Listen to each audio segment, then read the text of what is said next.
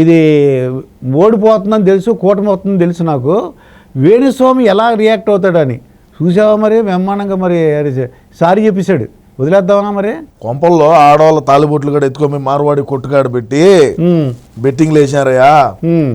ఈడమ్మ మొగుడు తెచ్చిచ్చాడా? ఇప్పుడు వాళ్ళకు రిలీజ్ చేస్తారు అది గోల్డ్. ఎవడమ్మా మొగుడు ఇచ్చాడో?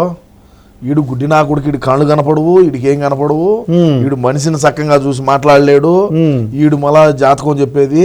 సరే వివేకం సార్ని ఎవరు చంపినారో ఆ జాతకం చెప్పమని, వివేక సార్ని ఎవడు చంపిందో వాడు ఎవడో చెప్పమని చెప్పి వీడికి నిఖరంగా జాతకం తెలిస్తే ఈడు మొగోడైతే. వదిలేద్దాం వదిలేయకూడదా? అందుకు నాకు డౌట్గా ఉంది. నేను ఇంకెప్పుడు చెప్పను, వదిలే సమస్య లేదు.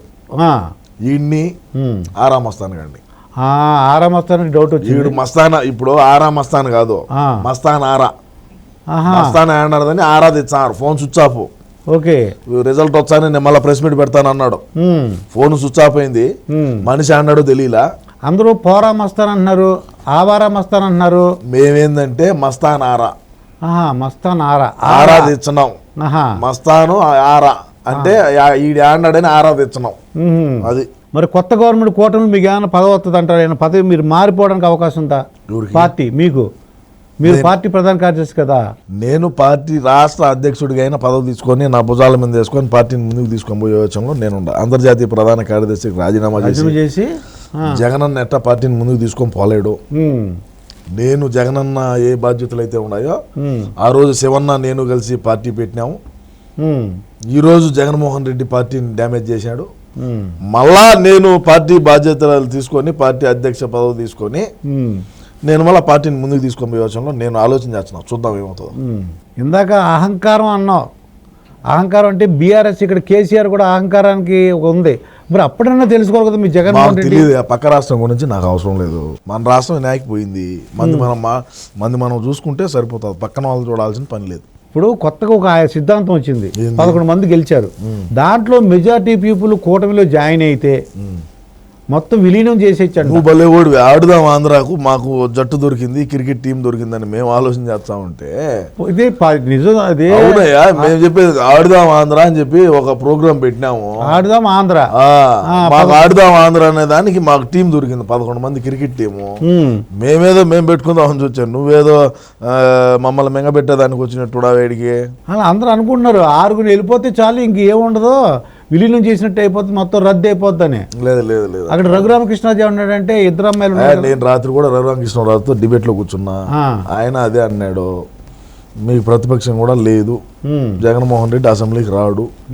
నేను అనిపించా దగ్గర ఉండి ఎట్లా ఒకటి చేసి. ఈయన ఏమంటాడంటే రఘురామరాజు గారు ఇద్దరు అమ్మాయిలకి పెళ్లి చేసి మనవాళ్ళతో చక్కగా హాయిగా ఉండు, వద్దు నీకు శాశ్వత జీవితం గడప అంటున్నాడు. మరి సలహా ఇవ్వచ్చు కదా శివరాజు. చూద్దాం రేపు ఎల్లుండి అపాయింట్మెంట్ ఉన్నదే, పోయి కలిసి చెప్తా. శివరాజు గారు మరి జోగి రమేష్ అని ఉన్నాడండి. ఈడిది యాక్చువల్లీ పెడన. 2019లో పెడన నుంచి శాసనసభ్యుడిగా ఎన్నికై అసెంబ్లీలో పెట్టినాడు అడుగు. చంద్రబాబు నాయుడు ఇంటి మీదకి దొమ్మికి పోయినాడు 10 మందిని గోడాలు వేసుకొని. అప్పుడు అన్న చిక్కటి చిరునవ్వుతో ఒక చిరునవ్వు నవ్వి అన్న వికసించిపోయి అన్న ఆనందాలు పొంగిపోయి ఆనందం అంతా. అప్పుడు జోగి రమేష్ అన్నకు మంచి పదవిని కేటాయించినారు. పేరు నాని ఒకడు ఉన్నాడు, పేరు నాని. ఏమైంది వాడు రీల్స్ చేసుకునే నా కొడుకు టికెట్ ఇస్తారేమయ్యా. వీడి భార్య ఒకటి మార్వాడితో లేచిపోయింది. పేరు నాని ముందు పెళ్ళాము మార్వాడోని దొడుకొని ఈడు మళ్ళా పెళ్లి చేసుకున్నాడు. ఈడు సచ్చోడు ఒకడు పుట్టాడు,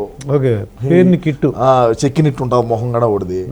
సరే ఎట్టయితే అటు కానీ అని చెప్పి జగన్మోహన్ రెడ్డి కాళ్ళలో గడుపులో పట్టుకొని పేరు నాని తెలివినోడు ఓడిపోతాను పక్క ఎత్తిపోతాది, ఎత్తిపోతల పథకమేనిది, పిల్లోడికి ఇచ్చినామంటే నా కొడుకు కదా వాడు పిల్లోడు, అందుకని చెప్పి ఓట్లు లేదని ఇట్ట తిప్పుదామని చెప్పి అన్న కొడుకుని కూడా బలి చేసిన నా కొడుకు ఈడు. వాడు పాపం ఇన్స్టాలో రీల్స్ చేసుకుంటా ఉంటాడు. ఇన్స్టాగ్రామ్ లో రీల్స్ చేసుకునే వాడికి శాసనసభ్యుడు టికెట్ ఇచ్చాడు మావాడు. వీడికి ధమాకు ఉంటాయి కదా ముందు, వీడి వయసు ఎంత, వీడి సామర్థ్యం ఏంది, వీడి దీన్ని జయించుకొని రాగలుగుతాడా అని చెప్పి అడగాలి కదా. లే నీకు ఎమ్మెల్యే టికెట్ అని కేటాయించా ఇచ్చినాడు. దుర్గాప్రసాద్ మా పార్టీలో ఎట్టుంటుందంటే శాసనసభ్యులు కానీ శాసనసభ్యులే ఎక్కువగా ఎట్టుంటుంది అంటే శాసనసభ్యులు ఎర్రచందనం అక్రమంగా రవాణా తోలల, ఎర్రచందనం. పీడీ యాక్ట్లు ఉండాలా, హత్యాయత్నం కేసులు ఉండాలా, బైండ్ ఓవర్లు ఉండాలా, రౌడీ షీట్ ఉండాలా, మైనింగ్ మాఫియా చేయాలా, ఇది శాండ్ మాఫియా చేయాలా, ఓకే, గంజాయి, డ్రగ్స్, ప్రభుత్వ స్థలాలు, ఓకే, మఠం భూములు అని ఉంటాయి తెలుసా? మఠం భూములు, అవునవును, మఠం భూములు కబ్జాలు పెట్టాలా, చెరువులు కబ్జా చేయాలా. అదేవిధంగా ఎస్సీ ఎస్టీ బీసీ మైనారిటీలకు సంబంధించినటువంటి ల్యాండ్ ఏదైతే మంచి రేట్లు ఉన్నాయో వాటిని 2 కోట్లు ఉన్నటువంటి ఎకరా 20 లక్షలకే కొనాలా. ఓకే, ఇప్పుడు భోగాపురం ఎయిర్పోర్ట్ దగ్గర 2 కోట్ల ఎకరం, నువ్వు ఫోన్ చేసి కనుక్కున్నా ఇట్నే ఉండాలి. ఓకే, కనుక్కోండి, 2-3 కోట్లు ఉంటది. భోగాపురం ఎయిర్పోర్ట్ చుట్టు పరిసర ప్రాంతాల్లో 1 ఎకరం వచ్చి 2 కోట్లు, ఒక్కొక్క ఎకరం 20 లక్షలకు కొన్నాం మేము. జగన్మోహన్ రెడ్డి తాలూకా పులివెందుల నుంచి వచ్చినాము. 20 లక్షలు ఇస్తారా లేకుంటే గోడ కట్టేయమంటారా? గోడ కడితే ఏది రాదు. ఓకే, సంతకం పెట్టి డాక్యుమెంట్ల మీద సంతకం పెట్టినామంటే 20 లక్షలు లెక్క వస్తుంది. Choice is yours. 461 ఎకరా 20 లక్షలు చెప్పును 20 లక్షలు చెప్పును కొనేసాం. అది ఈ విధంగా ఉంటుంది మా యొక్క పరిపాలన. ఈ విధంగా ఉండేటువంటి వాళ్ళకే మేము శాసనసభ్యులుగా టికెట్ ఇచ్చాము. ఇప్పుడు చిత్తూరు జిల్లా తీసుకున్నారంటే, చిత్తూరులో చిత్తూరు జిల్లా కాదు, చిత్తూరే.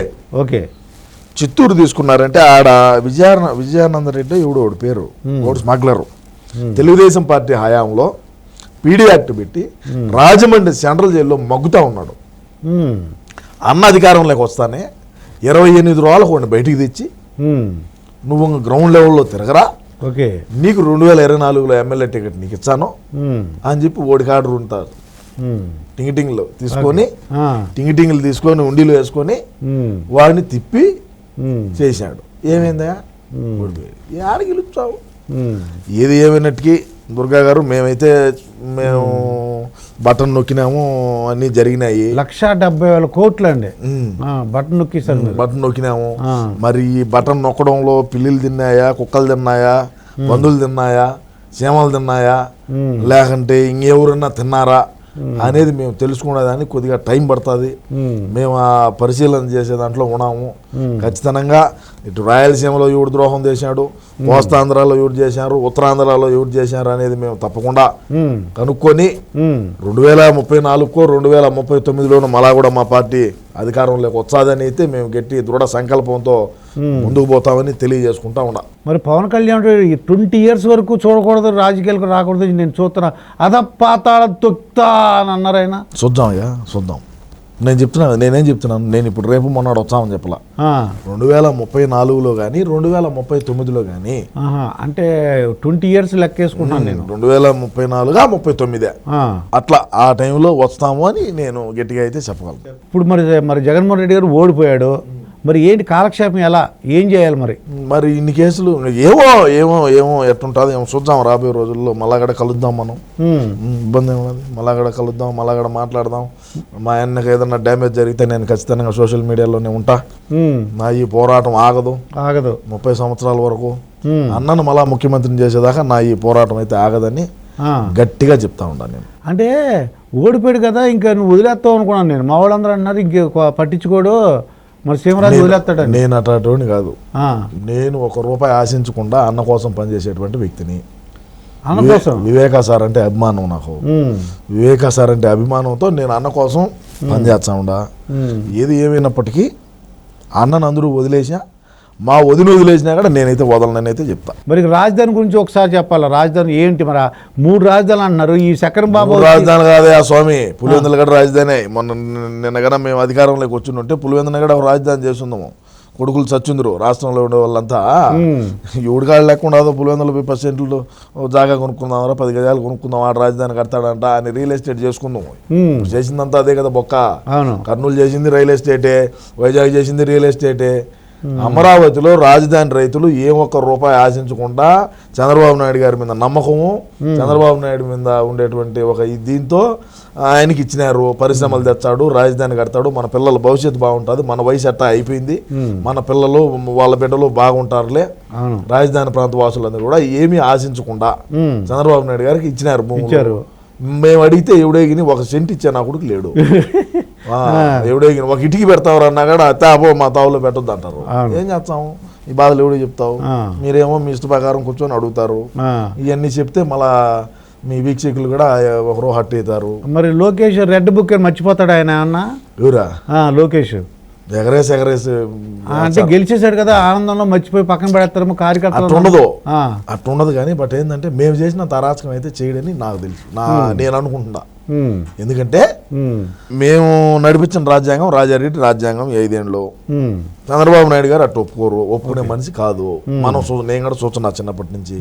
చట్టం, ఐపీసీలు ఉన్నాయి, న్యాయస్థానాలు, కోర్టులు, అదే జడ్జిలు, లాయర్లు ఉన్నారు, జ్యుడిషియల్ ఎంక్వైరీ వేద్దాము, చట్ట ప్రకారం చర్యలు తీసుకుంటున్నాము. అంటే ఎవరైతే మా అన్న కోసం అధికారులు పోలీసులు ఎవరైతే ఉన్నారో వాళ్ళు అతి ఉత్సాహంగా ఎవరైతే పనిచేస్తుంటారో రాబోయే రోజుల్లో తప్పకుండా నారా లోకేష్ అనేటువంటి వ్యక్తి వదిలేటువంటి వ్యక్తి కాదు. చంద్రబాబు నాయుడు అయినా వదులుతాడేమో కానీ ఈ లోకేష్ అనే మనిషి వదిలేటువంటి వ్యక్తి కాదు. ఆయన రాముడు, ఈయన దేవుడు, ఈయన ఏదో చెప్పాడు లోకేష్. మనకు అవన్నీ నేను వినలేదులే, అవన్నీ నాకు సంబంధం లేదు. కానీ బట్ ఏంటంటే రాబోయే రోజుల్లో మాత్రం ఎవడైతే అతి ఉత్సాహంగా సిఐడి అయితేనేమి, ఎస్పీ గారు అయితేనేమి, డీజీపీ అయితేనేమి, అదేవిధంగా ఎవడైనా ఎస్పీ అయినా, అడిషనల్ ఎస్పీ అయినా, డిఎస్పీ అయినా, ఎస్పీ అయినా అతి ఉత్సాహం చేసినటువంటి హోమ్ గార్డ్ కూడా అయినా సరే వదిలే ప్రసక్తి ఉండదని ఆయన స్పష్టంగా చెప్పినాడు. ప్రజాప్రతినిధుల కోర్టులో సమాధానం చెప్పాల్సి ఉంటుంది. దానికైతే సిద్ధంగానే ఉండాల్సి వస్తుంది తప్పకుండా. మరి సజ్జల రామకృష్ణారెడ్డి ప్రతిదానికి వచ్చేస్తాడు. ఎలక్షన్ అయితే కనపడలేదు ఆయన. సజ్జల గాడు కనపడ్డు, సజ్జల కొడుకు కనపడ్డు. వాళ్ళకి కావాల్సిన కాడికి తీసుకున్నారు. అన్నను వంట రోడ్డు చేశారు. నేను చెప్పేది అదేనయ్యా నీకు, ఎవరు వంట రోడ్డు చేసినా నేను అన్నకు తోడుగా చేదోడుగా వాదోడుగా అన్నను ఎవరన్నా ఒక మాట అన్నా నేనైతే ఒప్పుకోనని మరొకసారి తెలియజేసుకుంటూ కలుద్దాం. మళ్ళీ ఒకసారి కలుద్దామా? ఓకే, థ్యాంక్ యూ శివరాజు, మళ్ళీ ఒకసారి కలుద్దాం. ఓకే అండి, థ్యాంక్ యూ వెరీ మచ్. నమస్కారం.